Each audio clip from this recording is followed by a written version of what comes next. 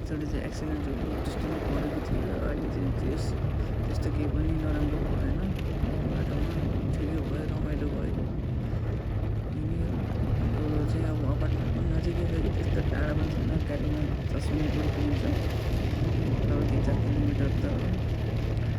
यसरी अब पहिला नेपालमा हुँदाखेरि त अब देखिन्छ नि त पानी कस्तो पर्थ्यो, पानी कति बाढी आउँथ्यो, कतिमा गइयो। र फर्स्ट टाइम भन्नाले सेकेन्ड टाइम चाहिँ यसरी फिल गरियो बुल्गेरियामा आएर पनि रमाइलो हुन्छ। अब यसरी ब्लगहरू हाल्छु भने कस्तो हुन्छ, कहीँ जान नमिल्ने, केही गर्न नमिल्ने, जाने केही पनि छैन। कम्पनी रुम भइरहेछ। ब्लग हाल्नुलाई पनि अब के को ब्लग दिन्छ, ब्लग दिनु भने पनि अब कसरी ब्लग दिने है, ब्लग दिन मन लाग्छ। अब ब्लग आउनै सकेको छैन, कहाँ जाने ठाउँ नै छैन।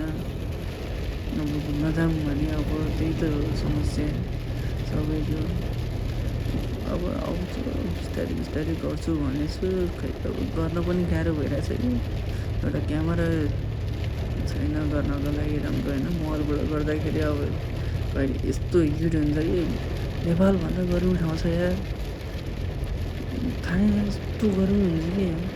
मान्छेहरूले भनेको थियो 6 महिना जाडो 6 महिना गर्मी, फेरि हामी आउने बेलामा त के हुन्छ भने 2-3 महिना मात्र गर्मी हुन्छ, अरू सबै जाडो भनेको थियो। तर कहाँ हुने यहाँ त 6 महिना जाडो 6 महिना गर्मी हुने रहेछ।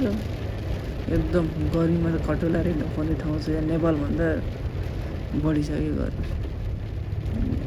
आउँछ अब बिस्तारै दिन्छु भने सोचिरहेको छु ब्लग है।